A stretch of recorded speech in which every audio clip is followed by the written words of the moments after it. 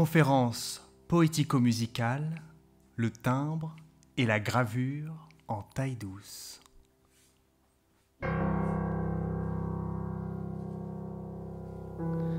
Présenté par la Compagnie 44 et réalisé en collaboration avec le Musée de la Poste, dans le cadre de l'exposition temporaire à la pointe de l'art.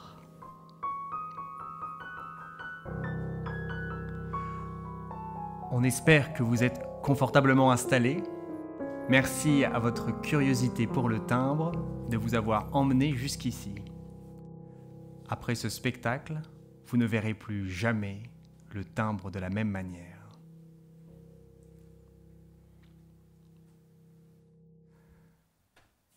Quand on pense à un timbre, on a généralement à l'esprit un visage. Ce visage, qui est une Marianne. C'est une figure symbolique de la République française que l'on retrouve sur la plupart de nos enveloppes timbrées. Alors certains d'entre vous en utilisent peut-être pour les cartes postales qu'ils envoient l'été depuis les Cévennes à leur cousine Berthe qui habite Landerneau par exemple. Ou, souvenir moins agréable pour certains, pour payer leurs impôts avant la numérisation du service public. Quoi qu'il en soit, une première question s'impose. Qu'est-ce qu'un timbre ?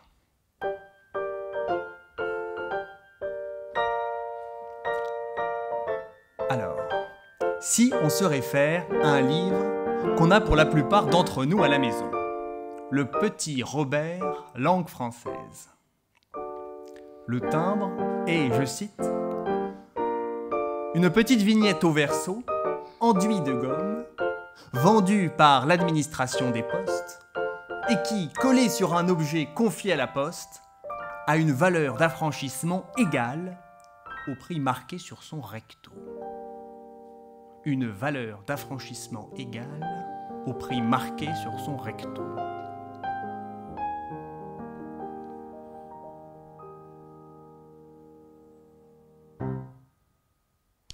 Mais le timbre n'est pas seulement cet outil qui permet l'affranchissement des courriers, c'est aussi un objet de collection qui réunit autour de lui toute une communauté.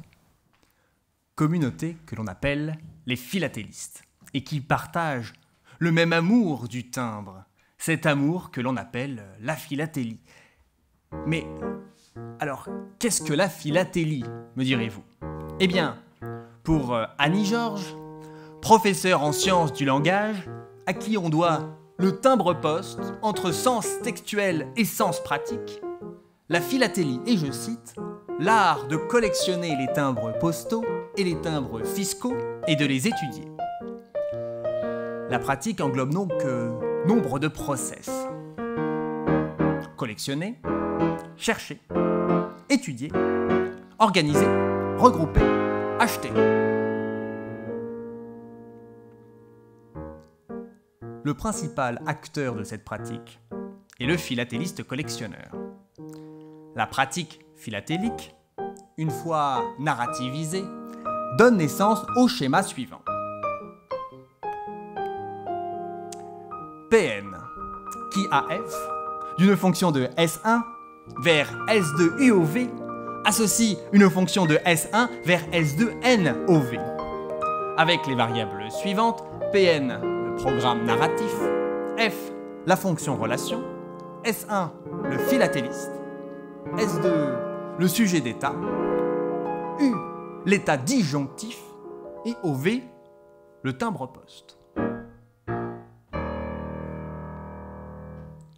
Donc voilà, on pense que c'est bien clair désormais le lien très étroit, presque mathématique ici, qui existe entre le philatéliste et le timbre. Tout à fait, Nicolas.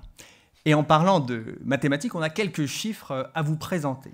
Alors déjà, donc, si on se réfère à une étude menée par Jacques Hanoun, qui est directeur de recherche à l'INSERM, ce sont donc en effet 580 000 personnes en France qui se considèrent comme philatélistes, soit l'équivalent de la Corse et de Montpellier. Autre chiffre, en France, 6 millions de personnes ont été collectionneurs de timbres à un moment donné de leur existence.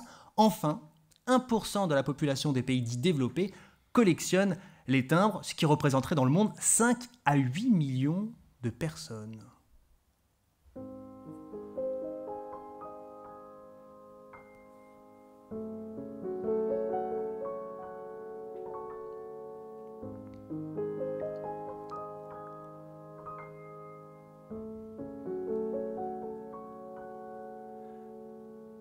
Nombreux sont donc ceux qui collectionnent les timbres, ceux qui chinent de nouvelles trouvailles lors du salon philatélique de printemps, ceux qui se rendent au magasin Le Carré d'encre et vont régulièrement en pèlerinage au musée de la Poste pour découvrir sur la grande frise chronologique toutes les Mariannes, ces personnages historiques.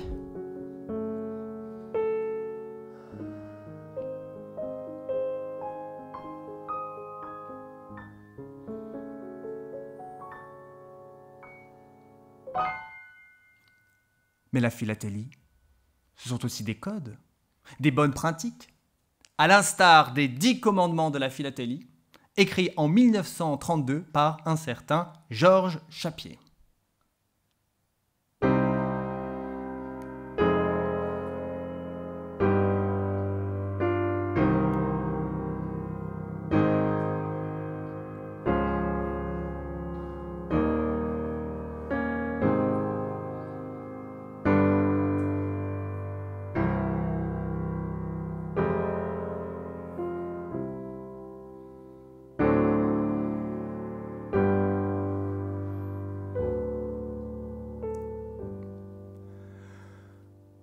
Partout timbre recherchera, avec beaucoup d'acharnement. Un catalogue achètera, pour bien faire les classements.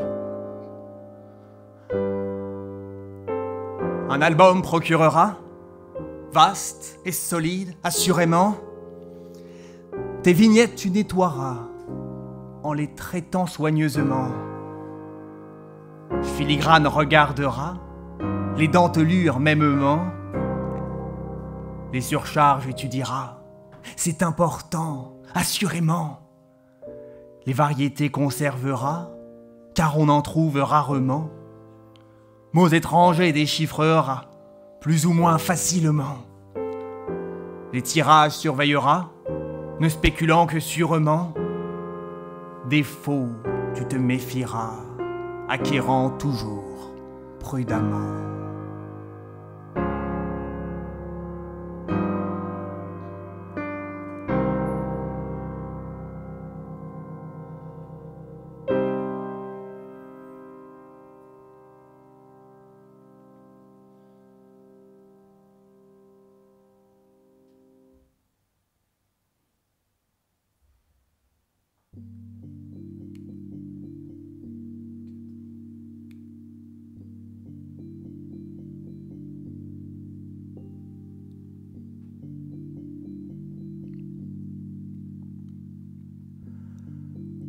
En 1795, à Kidderminster, une charmante ville nichée au cœur de l'Angleterre, naissait dans la famille Hill un petit garçon.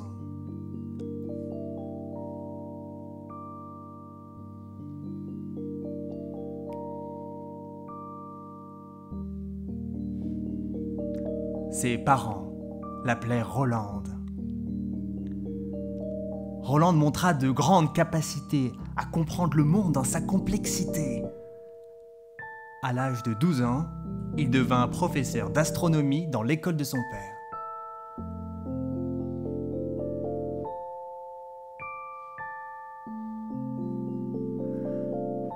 Plus tard, il allait révolutionner notre façon d'affranchir le courrier. Au XIXe siècle, la poste anglaise perdait de l'argent. En partie dû à une raison toute simple. Ce n'était pas l'expéditeur du courrier qui payait, mais le receveur. De sorte que l'on voyait apparaître de nombreuses magouilles. À l'instar de cette jeune demoiselle anglaise qui refusait les missives de son fiancé après avoir déchiffré le contenu qui était codé sur l'enveloppe. Roland comprit alors qu'il fallait réformer le système. Et pour cela, il eut 3 grandes idées. D'abord, c'est l'expéditeur désormais qui paierait pour l'envoi de son courrier. Percevoir l'argent avant d'effectuer le service était assez raisonnable. Ensuite, il baissa le prix du courrier pour augmenter le nombre d'échanges. Enfin, il simplifia les tarifs. Un seul tarif pour les envois à l'intérieur du pays. Le prix ne serait plus proportionnel à la distance, mais au poids de la lettre. Et c'est ainsi que le 6 mai 1840, le premier timbre adhésif prépayé de l'histoire fit son apparition, un timbre à l'effigie de la reine Victoria, le penny black.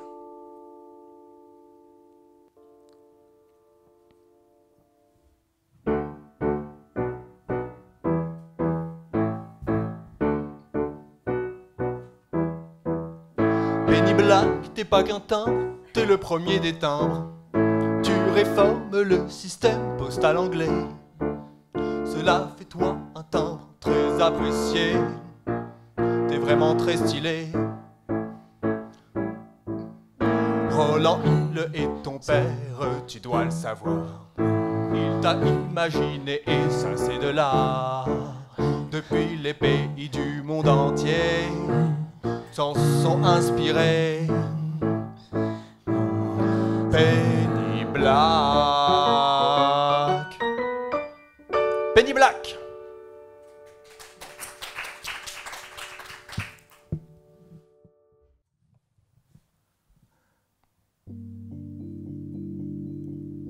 Les idées de Roland Hill traversent ensuite la Manche. Nous sommes désormais en France, et plus exactement à Paris, en 1848. La Révolution vient d'ensanglanter la capitale, de là naît la Seconde République. Étienne Arago, directeur des postes républicains, est séduit par l'idée du timbre-poste telle qu'elle a été pensée par Roland Hill. À son initiative, le gouvernement promulgue un décret. Ce décret autorise l'administration à faire vendre des timbres pour l'affranchissement des lettres. Ainsi, l'année suivante, le premier timbre-poste était mis en service. Un timbre réalisé à l'effigie de la déesse de l'agriculture, des moissons et de la fertilité. Cérès.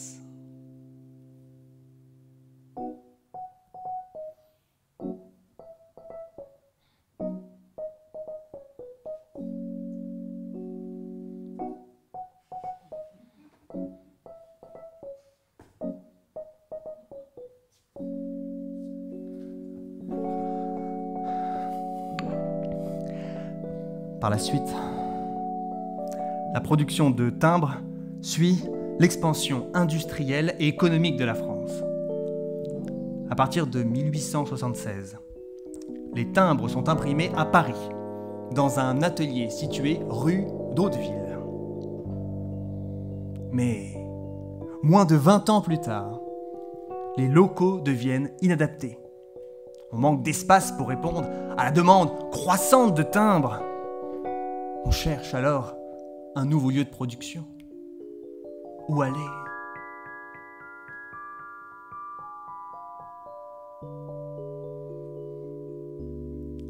Et on décide d'emménager Boulevard Brune.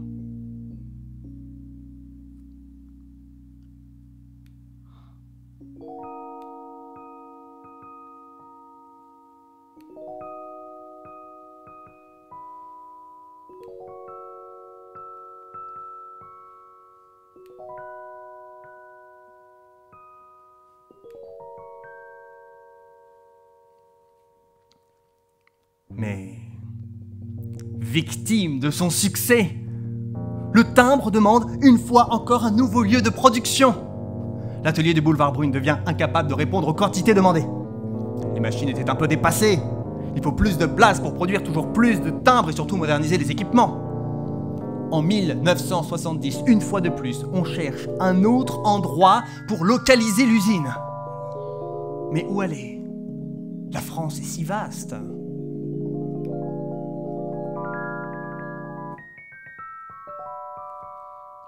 Et on décide de déménager la production dans une région connue pour ses noix, dans le Périgord. Une grande aventure logistique et humaine. Près d'un tiers des employés parisiens accompagnent ce déménagement et fait le voyage. On bâtit alors la plus grande manufacture de timbres que la France n'eût jamais connue. À Boulazac, près de Périgueux.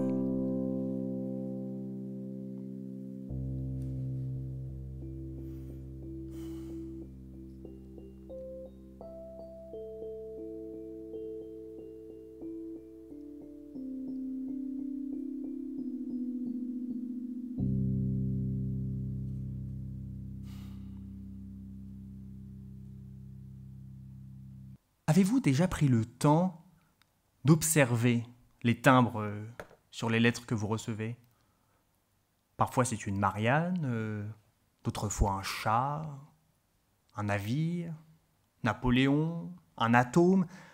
Bref, les sujets de timbres semblent sans limite. Alors maintenant que vous savez ce qu'est un timbre, ce qu'est la philatélie, et maintenant que vous connaissez l'histoire du timbre, l'heure est maintenant venue pour nous d'entrer dans les rouages de la création du timbre.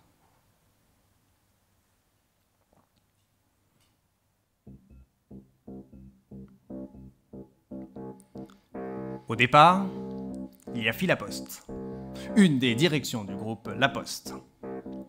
Philaposte réunit 2 fois par an une commission des programmes philatéliques.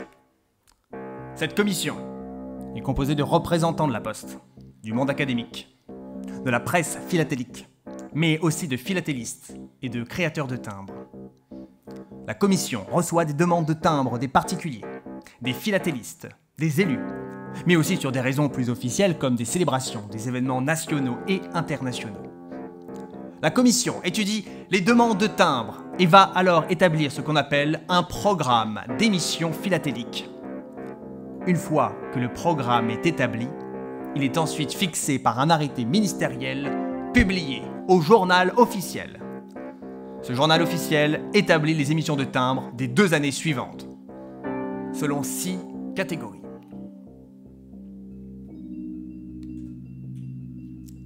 Patrimoine et tourisme. Industrie, sciences et technique. Environnement et nature. Histoire. Art et culture. Actualité et société. Voilà comment se fait le choix des timbres.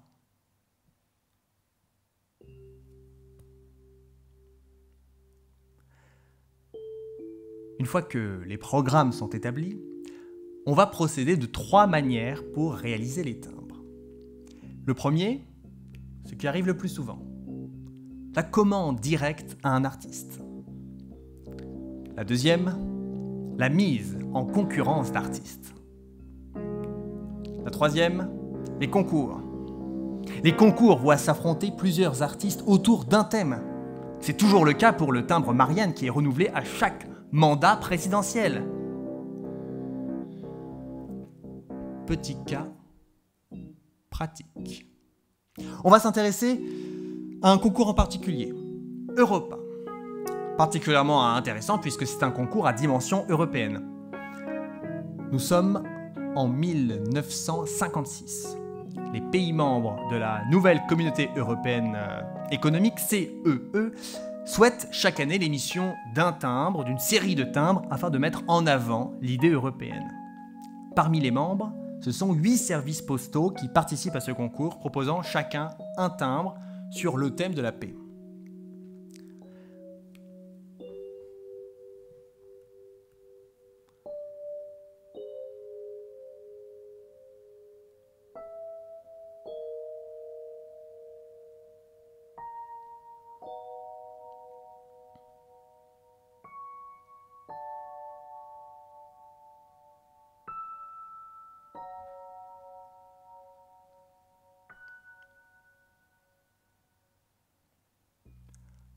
Parmi ces propositions, Celle retenue est l'œuvre d'un Néerlandais, André van der Vossen, qui associe la figure de la colombe à un epsilon grec, reprenant la première lettre du mot Europe.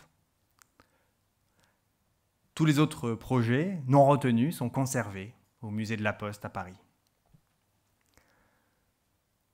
Dans tous les cas, l'artiste se doit de respecter un certain nombre d'éléments, notamment ce qu'on appelle les mentions légales, que vous retrouverez sur chaque timbre. La valeur faciale, ou pour un timbre à validité permanente, la mention du poids. Le nom du pays émetteur. Ici, vous pouvez lire en lettres capitales le mot France, qui désigne le pays. La mention La Poste, suivie du millésime, et le signe Phi, quand le timbre fait partie du programme philatélique. Et pour finir, le titre, tout en respectant une ligne graphique précise.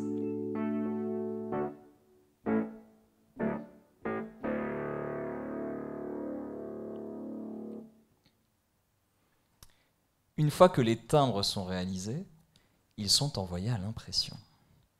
Parmi les techniques d'impression existantes, on en retiendra 3 aujourd'hui, qui sont les 3 principales techniques d'impression utilisées à Boulazac, à Périgueux, qui, comme vous le savez désormais, est le lieu exclusif d'impression des timbres en France.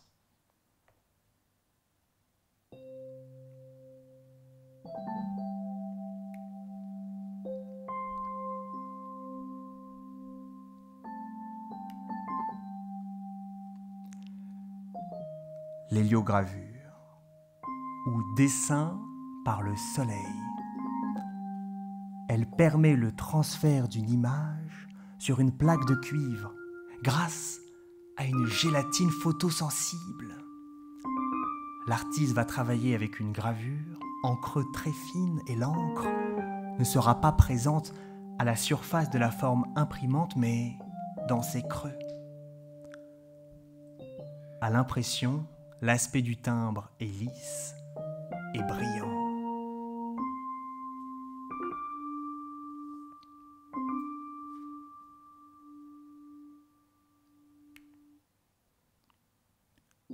L'offset,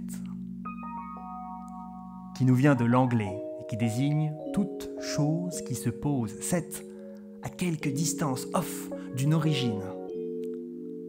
Ça peut paraître abstrait, mais vous allez voir, dans le cas d'une impression, c'est très clair. C'est un procédé d'impression où l'image, le texte à imprimer, est reporté sur un rouleau spécial, puis sur le papier, révélant un toucher lisse et une grande délicatesse des couleurs. Et enfin, la taille douce. Elle désigne à l'origine des procédés de gravure en creux sur une plaque de métal. Gravure en creux, c'est-à-dire en creusant littéralement des creux dans la plaque de métal, laissant ainsi apparaître des formes. Dans le cas du timbre, l'artiste grave le dessin en creux et à l'envers, la forme qui sera imprimée sur le timbre. Sur un bloc d'acier doux. Une fois cette gravure faite, ce que l'on appelle le poinçon est amené sur le cylindre d'impression, ancré par des rouleaux alimentés d'encre différentes.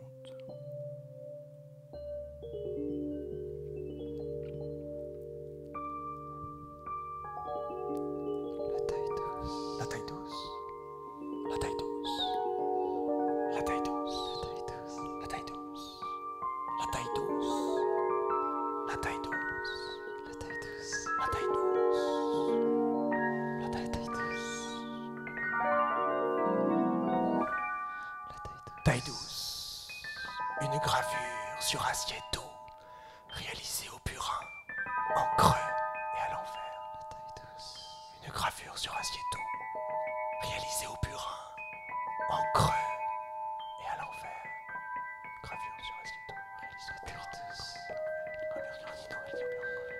sur assiégeton réalisé au burin, en creux et à l'envers. La taille douce.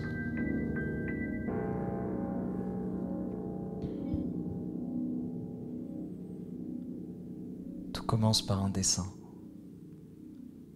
réalisé par un illustrateur. Puis, on le confie à un graveur qui réalise donc le modèle. Mais comment faire un timbre en taille douce ?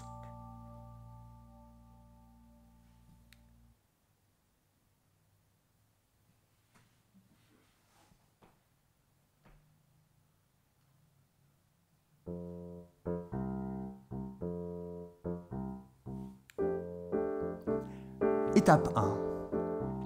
Après avoir réalisé un croquis de votre timbre, prenez votre burin pour creuser des creux sur la plaque. Attention, l'échelle des creux, souvent microscopique, n'est pas représentative sur ce dessin schématique. Étape 2. Puis, recouvrez la plaque d'encre.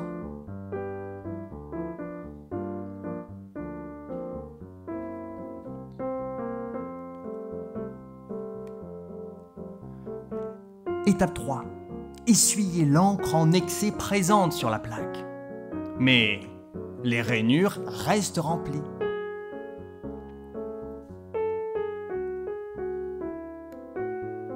Étape 4.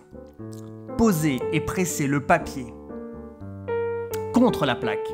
Pour cela, vous pouvez utiliser une presse ou un rouleau. Étape 5. Retirez le papier. Comme par magie, l'encre encore présente dans les creux a été transférée sur le papier.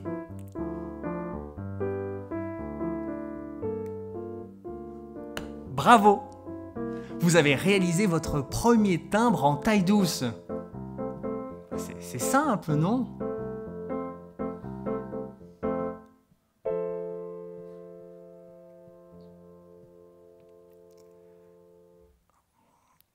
On ne vous l'a pas encore révélé, mais on a une surprise ce soir, un invité de marque.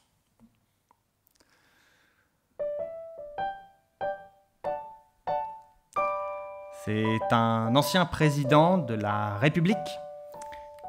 Il collectionne les timbres et les savoir-faire qui y sont liés. Nicolas Sarkozy a en effet écrit en 2007 une lettre aux philatélistes de France pour défendre la taille douce. Cette lettre, nous l'écoutons dès maintenant. Paris, le 19 octobre 2007. Chers philatélistes, chers amis philatélistes, je partage avec vous la passion du timbre et de la philatélie. Depuis mes plus jeunes années, j'ai pratiqué ce loisir qui est une ouverture au monde, à l'histoire et aux grands événements. J'ai compris que beaucoup d'entre vous nourrissent des inquiétudes face à l'évolution de la philatélie en France. Je les comprends. 85% du courrier est émis par les entreprises qui n'utilisent quasiment plus le timbre. Et de plus en plus de Français se servent aujourd'hui de courriel, de texto ou du téléphone portable. Je crois que le timbre peut et doit apporter au milieu de ces mutations la note artistique, humaniste et créative qui illumine ce geste simple d'affranchir une lettre. Je souhaite que la Poste poursuive résolument l'augmentation du nombre de timbres en taille douce. La philatélie, c'est notre loisir. C'est aussi un monde d'artistes, de graveurs, de metteurs en page. Je souhaite leur rendre hommage, car illustrer des sujets parfois abstraits, créer pour chaque timbre une œuvre originale sur une surface aussi petite, relève d'un véritable talent. Aujourd'hui, j'ai tenu à m'adresser directement à vous, car je pense fondamentalement que le timbre et sa collection sont promis à un bel avenir que nous continuerons d'inventer ensemble. Je vous prie d'agréer, chers amis philatélistes, l'expression de mes sentiments les meilleurs et cordiaux. Nicolas Sarkozy.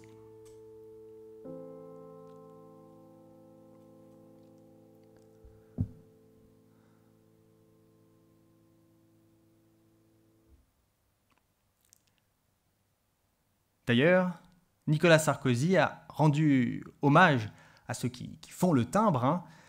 La taille douce est aujourd'hui défendue en France par des femmes et des hommes, illustrateurs, graveurs.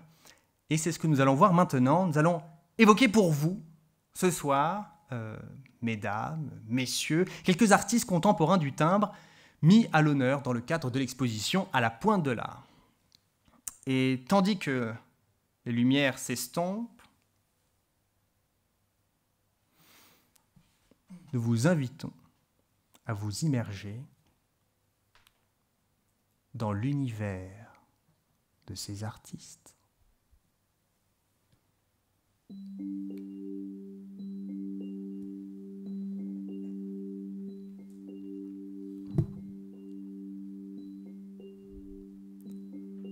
Une touche de bande dessinée.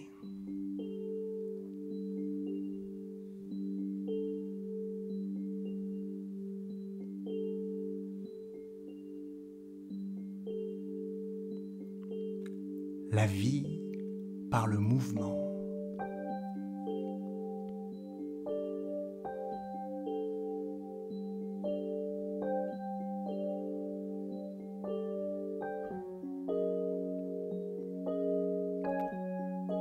Le trait est dynamique comme le geste sportif.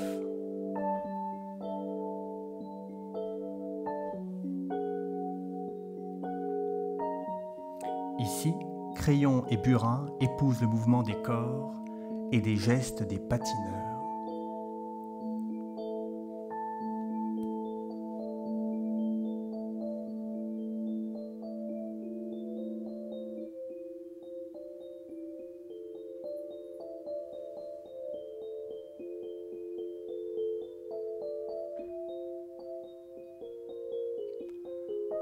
Sur la pierre, des lignes de force.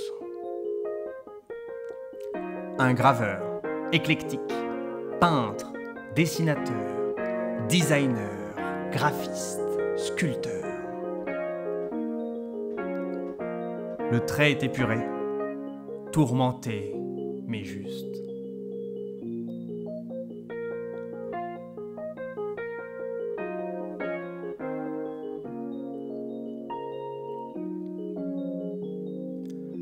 La couleur est rythmique. La recherche de formes perpétuelles.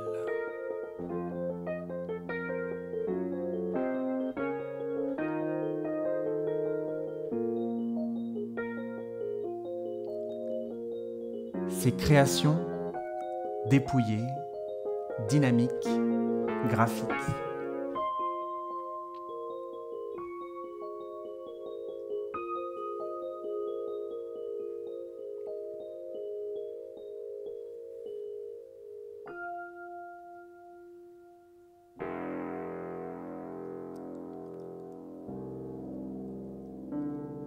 La nature, référence ultime de l'art. Un accès privilégié aux sentiments de l'ordre cosmique.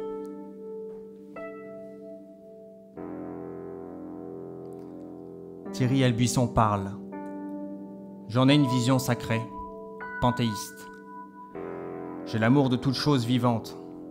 Je suis un militant du droit des arbres, autant que du droit des hommes.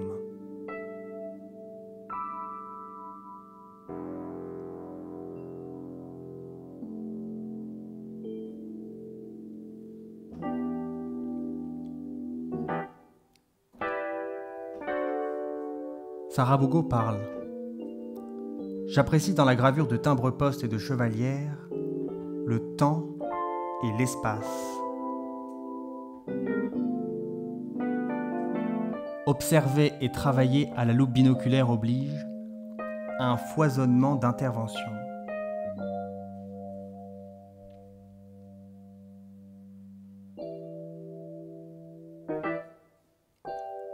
Donner à voir à l'œil nu.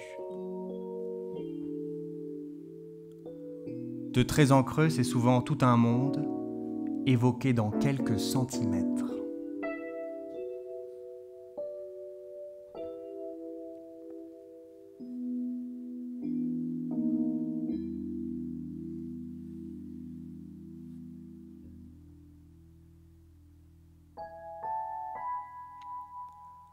Le timbre doit toucher à quelque chose d'universel.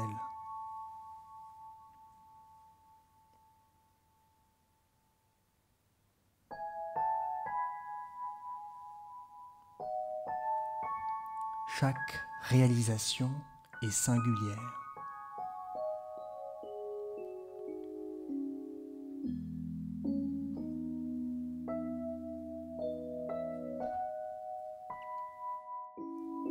Elsa Catelin parle.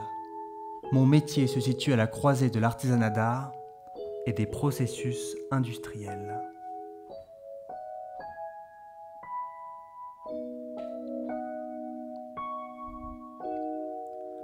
Un timbre réussi est un graphisme en accord avec le sujet, simple, lisible et original.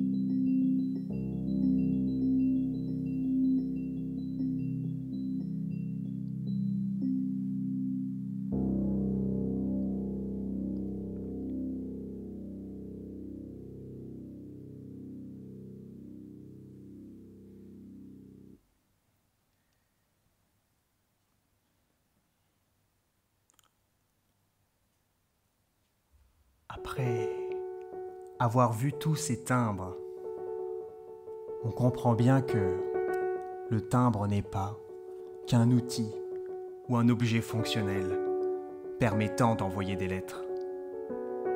Il a une pluralité de sens.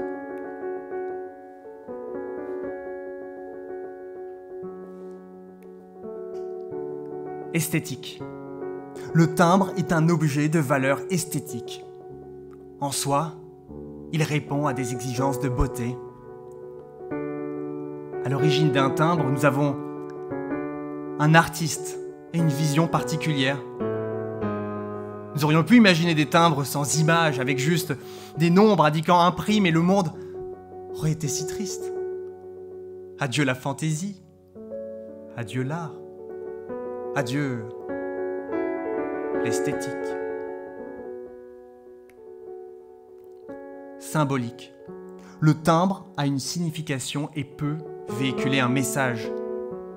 On va ainsi choisir un timbre pour certaines occasions, comme un mariage, ou pour exprimer certaines émotions, le deuil, l'amitié ou l'amour.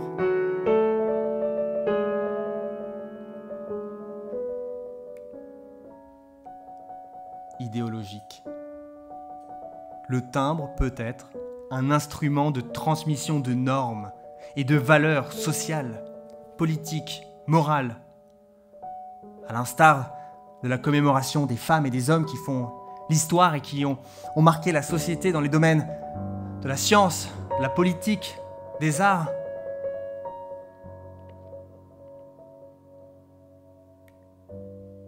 À ce titre, il faut éveiller notre regard et cultiver notre curiosité à l'égard du timbre. Aussi, quand vous irez à la poste de votre quartier, regardez les timbres disponibles à la vente. Quand vous passerez dans le 15e arrondissement, allez au musée de la Poste pour y découvrir la richesse des collections, notamment la grande frise chronologique qui regroupe en une fresque toute l'histoire du timbre français. Quand vous aurez un timbre entre les mains, observez les traits du dessin, les teintes et les couleurs de l'illustration. Et dites-vous qu'à l'origine de cet ouvrage, il y a un créateur avec une intention artistique singulière, comme l'artiste graveur Pierre Albuisson l'affirme. Le timbre-poste est la plus petite estampe et la moins chère au monde. On devrait ouvrir un album de timbres comme on pousse la porte d'une galerie d'art. Mais surtout, envoyez des lettres aux personnes que vous aimez. Prenez le temps d'écrire des lettres, de choisir les timbres que vous collerez sur l'enveloppe. Détachez-vous de l'emprise des moyens numériques pour honorer vos correspondants et vous en souvenir toute votre vie.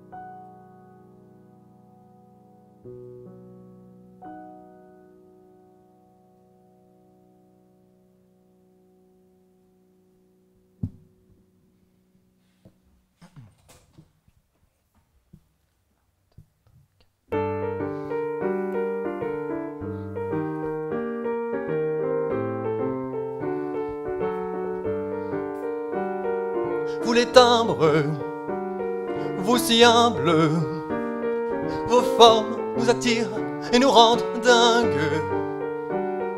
Vous les timbres, adorables, et nous sommes, nous philatélistes, pauvres diables. Sur des milliers de lettres on vous dépose, entre nous et l'aimé on vous dispose. Du contenu de la lettre, vous accompagnez la prose. Vous nous faites frôler l'osmose. Vous les timbres, vous si humbles, vos formes nous attirent et nous rendent dingues. Nous rendent dingues. Vous les timbres adorables, et nous sommes philatélistes, pauvres diables. Pauvre diable. Avec des milliers de timbres, je savoure votre texture sensuelle de velours. D'un geste assuré de ma langue, je vous parcours. Dans un adieu d'amour, vous les timbres, vous si humbles, vos formes nous attirent et nous rendent dingues. Vous les timbres, adorables, nous sommes, nous, philatélistes, pauvres diables. Merci à la Poste de nous avoir invités à créer ce spectacle et à toute l'équipe du musée pour nous avoir accompagnés sur ce projet. Anne Nicolas, directrice du musée, Monica Novaka, commissaire de l'exposition et responsable des collections philatéliques du musée, Akima Benderaman, de nous avoir invités à créer ce spectacle.